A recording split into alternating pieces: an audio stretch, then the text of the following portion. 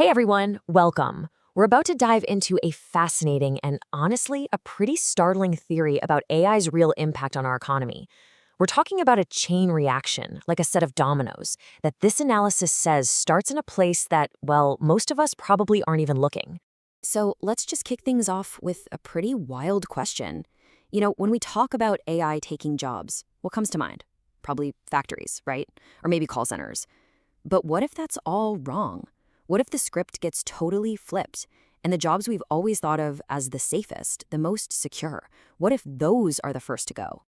Well, this theory we're digging into, it slaps a huge number on that idea. A 50% prediction. 50% of all white-collar jobs just gone, vanished. And we're not talking about jobs changing or being helped by AI. We're talking about them disappearing entirely. Just stop and think about that for a second. The scale of that is just, it would be a massive, massive shock to the entire system. And look, this isn't some science fiction story set way off in the future. The timeline this theory lays out is, wow, it's aggressive.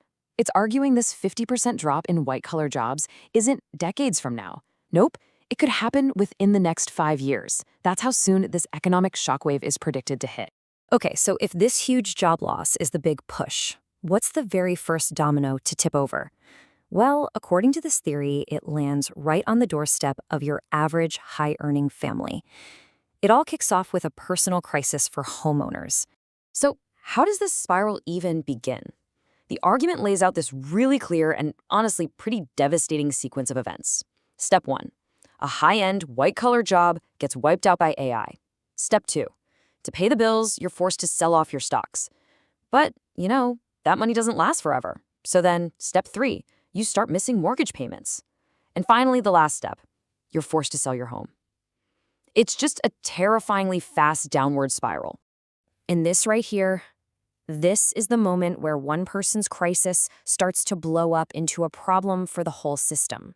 It's where all the financial safe bets suddenly start looking, well, not so safe. You can literally start to see the cracks forming in the entire foundation. To really get why, we've got to talk about something called a AAA rating. Okay, so in a bank's eyes, if you've got a stable, high-paying job, you're basically the guaranteed guy. Your mortgage, that's seen as a rock-solid, super low-risk investment. It's the absolute gold standard for lending. And here's the kicker. The whole argument is that the exact jobs that are disappearing, these fancy, high-end, white-collar jobs, are held by those exact same AAA-rated people. Suddenly, the absolute safest bets on the bank's books are the ones at risk of blowing up. So why is this such a big deal? Well, as this analysis points out, these mortgages aren't just sitting there as loans. Oh no, they get bundled up and sold off as secure investments. And guess who buys them? Pension funds, retirees, people who are absolutely depending on those low-risk, solid returns to live. The theory uses this brilliant metaphor to explain it. Think of the economy as a giant Jenga tower. Each one of these AAA mortgages is a solid, stable block holding everything up at the bottom. But every time one of those people loses their job and can't pay, it's like yanking one of those blocks out. What was once a secure asset is now a liability, and the whole tower starts to get real wobbly, real fast. So, if the Jenga tower starts to shake, what's the government's move? Well, this theory says all you have to do is look at what they did the last time this happened.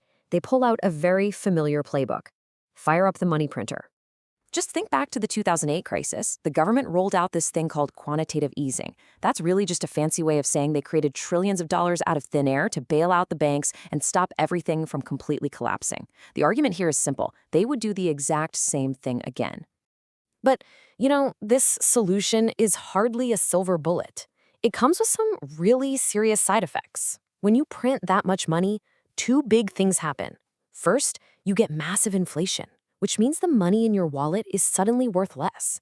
And second, you add a mountain of debt to the country's credit card.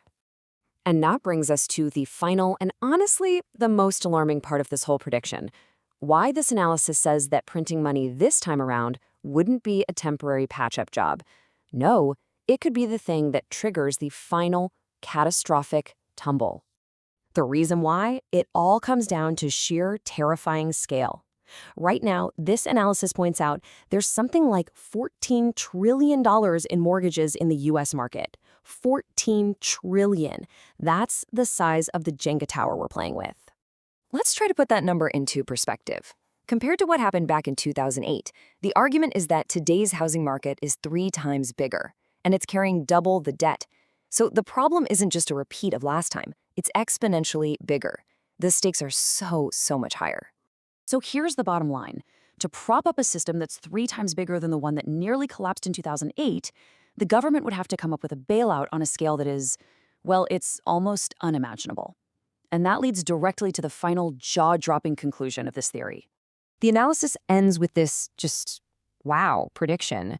It says the government would have to print so much money to cover this mess that the interest payments alone on all that new debt would eat up 100% of all federal tax revenue.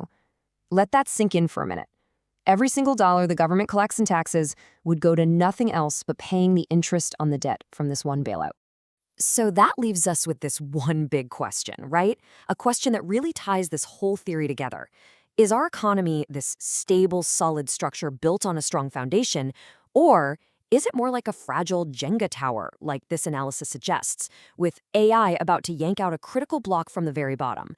It's definitely a powerful idea to think about.